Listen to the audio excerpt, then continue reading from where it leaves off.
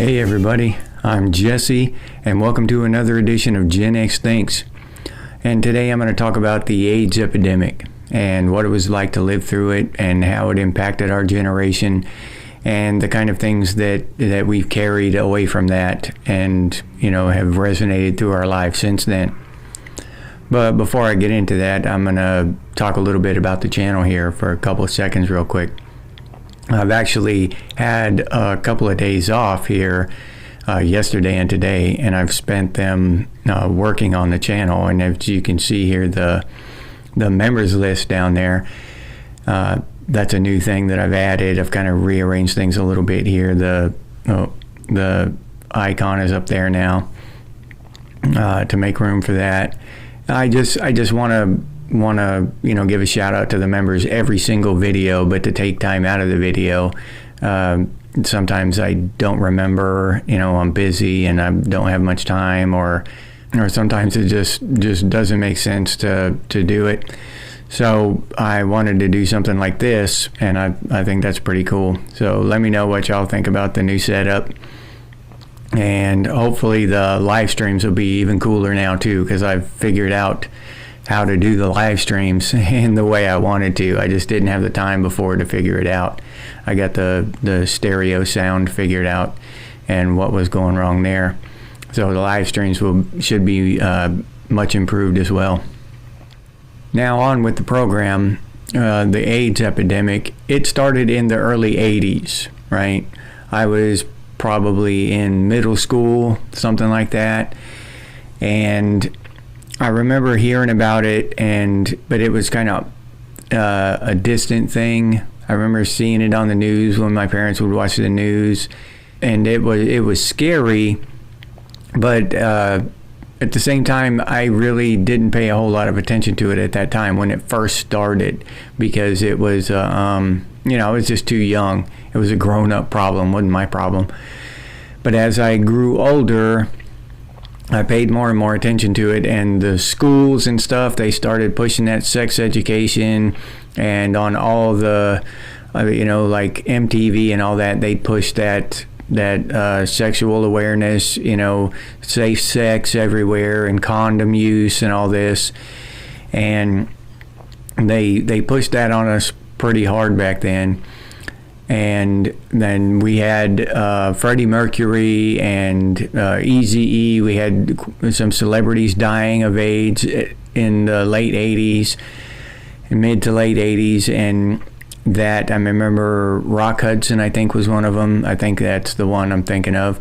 And that, seeing those people die, those celebrities die like that at a young age, that introduced us to mortality, We were thinking about mortality at a young age, younger than average, at least.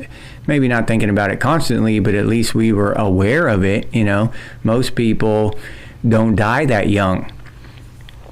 So, except for a car accident or plane crash or something, you have those once in a while. But to have several of them die within a short span of years of AIDS, that was a kind of an eye-opening thing.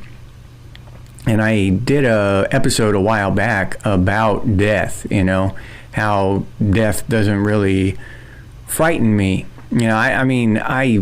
I fear, being ripped apart or being damaged, my body, I fear pain, but just the thought of death, that doesn't really concern me. I don't think about it too much. And a lot of you Gen Xers in the comments responded to me the same way, yeah, it's not a big thing to me either. And that leads me to believe, that kind of, we got that from this era. And this actually, the AIDS epidemic actually happened at the same time as the satanic panic, right? So people were just scared all over the place. And from my memory, it wasn't me and my friends, my age group, we weren't afraid. We were, as we got older, we started to get concerned about AIDS and that, because we started, growing up and wanting to have sex.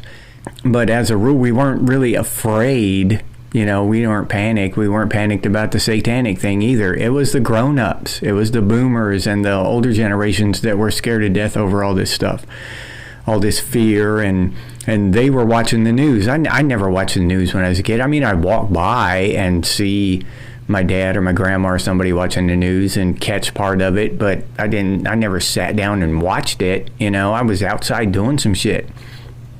So, and I never have really taken to watching the news my whole life. Eventually when the internet and all this kind of alternate media started, now I'll try to catch up on some stuff, and pay attention to some stuff through alternate media. But the mainstream news, I never have watched that shit. It's not. I didn't even know that they were just bald-faced liars like I do now. Back then, I didn't even know it. It just didn't interest me. I'd rather be outside jumping my bike or doing whatever, But we did live through that, and we were introduced to mortality at a fairly young age. You know what I mean? In the public sphere of things, in not like going off to war at a young age and introduced to mortality, during war. I'm talking about just running around playing games and shit and people are dying, So that's a little bit different, because that it's not just a few of us that went off to war. It was every single one of us.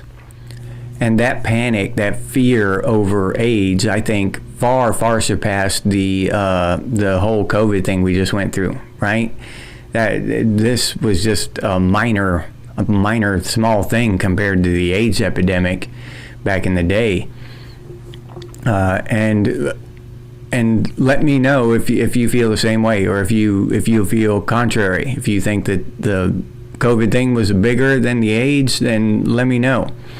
But I know they didn't lock us down over AIDS, but I just think the fear and hysteria went a lot further during the AIDS epidemic.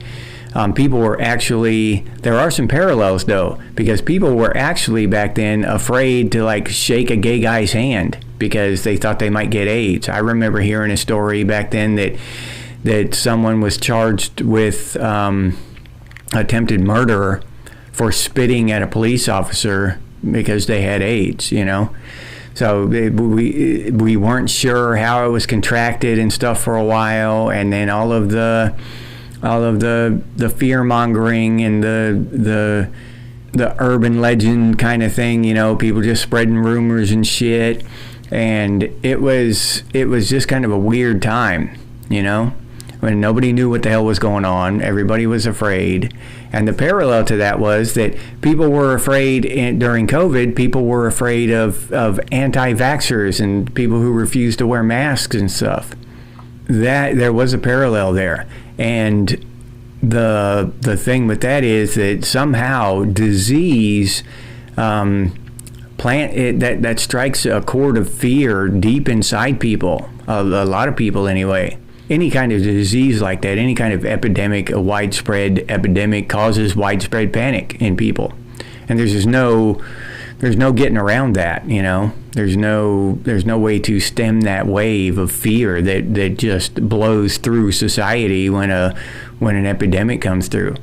And neither one of them really turned out. I mean, the AIDS epidemic was bad, don't get me wrong. It was a horrible thing.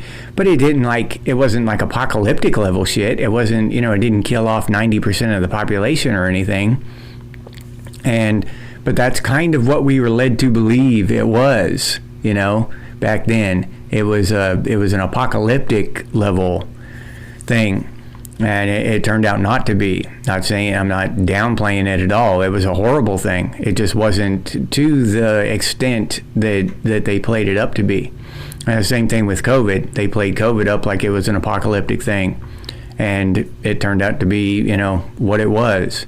So back to the fear, gay people were discriminated against. They were not because someone didn't like gay people, just because they were afraid of AIDS.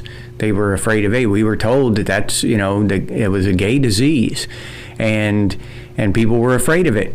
So it only makes sense for them to be afraid of gay people, right? And that in return made gay people afraid of everybody else, because everybody's discriminating against them and hating them and don't want to come near them.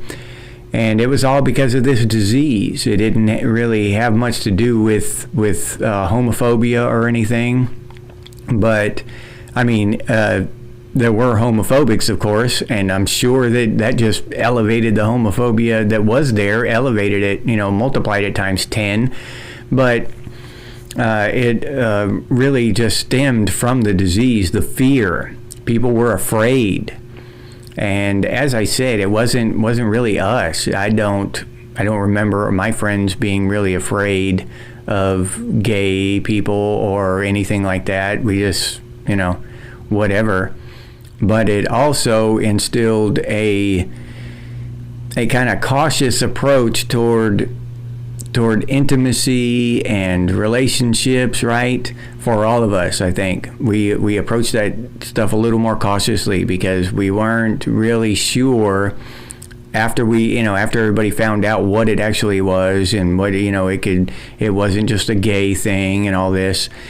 After it kind of settled down, we realized that it could be spread through heterosexual relationships and stuff. So it made us more cautious, I believe, in our relationships, And because before, you get a case of the crabs or something like that, and I heard about that when I was a kid. I heard, you see that and you hear people talking about it or whatever, even when you're a kid, but it's no big deal, or you got to go get a shot of penicillin for something, stuff like that. But when AIDS came out, you died. It killed you. And they didn't know how to, what they were going to do to fix it. And I heard, I'm not sure about this, but I heard Anthony Fauci was in charge of that back then, and he bungled that shit back then. He made a damn big mess of it. So all the fear and that all around us, it was like being in the middle of a storm, everything swirling around you, and you seem like you're the only sane one sometimes. And that's what it was like back then. And as I said before, and this happened right in the middle of the satanic panic. So people were really afraid. And looking back and the information we had and how information was shared back then, and using the COVID thing as a reference point now, it was kind of understandable, the fear, the why people got so afraid and stuff. I still think that the media, did their part fear-mongering and building it up. And, every time you looked on the news, it was some story about AIDS. Somebody was getting AIDS. Somebody had contracted HIV. Somebody had just died, and all this stuff. And then there was a stigma. I don't know if you have watched that movie, Straight Outta Compton, about NWA. And what their whole origin story. But as soon as Eazy-E was diagnosed with AIDS, the first thing he said was, "But I'm not gay. I can't have AIDS." And that's how we thought back then. We thought it was a gay disease. So that's a point in case there of just how people thought back then.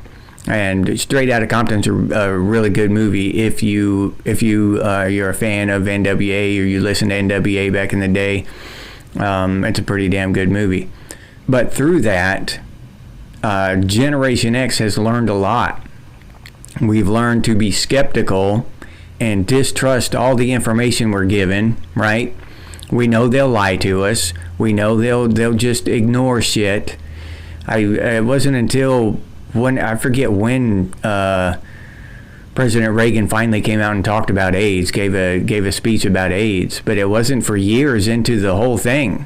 He just ignored it, like it wasn't happening.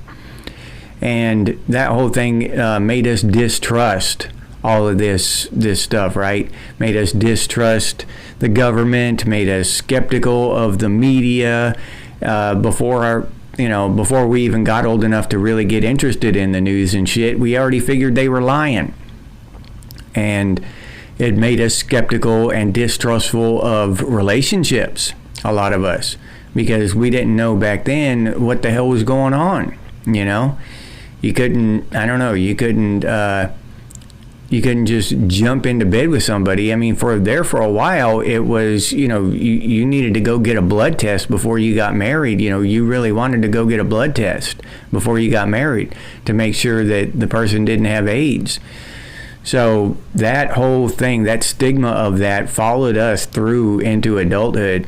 And I think a lot of that skepticism, the distrust, the kind of how we have pushed back away from mainstream society and just kind of watch it now, right? Just we'll sit back with our beer and our cigar or whatever and watch the shit burn down.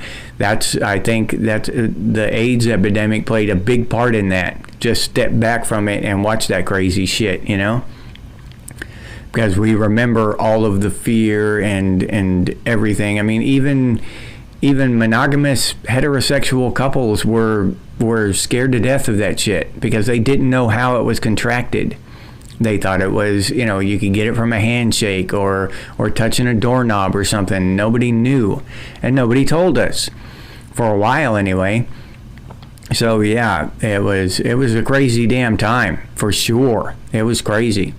But I think that the majority of Gen X actually got something valuable from it, because I think our skepticism and our cynicism are valuable traits. You know, most people just walk off the cliff with the rest of the sheep, or Gen X is standing back there. You know, a lot of us are just standing back there silently watching them and laughing. You know, but some of us are yelling, "Hey, you idiots!" You know, but it's valuable traits, I think, to be able to sit back and watch the foolishness and watch the lies, the hypocrisy, and say, you know, I'm not taking part in that shit. I don't want anything to do with it. It's not for me. And I believe that the majority, not all, but the majority of Gen Xers share those traits. And that's where we got them. A lot of them is from the satanic panic and the AIDS epidemic. And I'll leave you there with that. If you enjoyed this episode, please like, subscribe, and comment. If you'd like to support the channel by becoming a member, I'll leave that link down in the description, or you can head over to the channel page and become a member that way. If you'd like to support the channel directly, you can do so by clicking on that super thanks button down there. Or you can head over to Buy Me a Cup of Coffee and buy me a cup of coffee. I appreciate those of you who do that. Thank you very much. If you're interested in Gen X gear, we got some pretty cool stuff over there at Redbubble. Gen X Thinks and Gen X branded stuff, t-shirts, coffee mugs, stickers, all kinds of cool stuff. But I'll leave that link down in the description too for any of you who are interested. If you can't or don't want to support the channel in any of those ways, you can always do so by sharing these videos on your social media. That helps out a hell of a lot, so thank you very much. I sincerely appreciate it. If you have any ideas for future episodes of Gen X Thinks, please put those down in the comments. Or you can email us, and the email is genxthinks@gmail.com.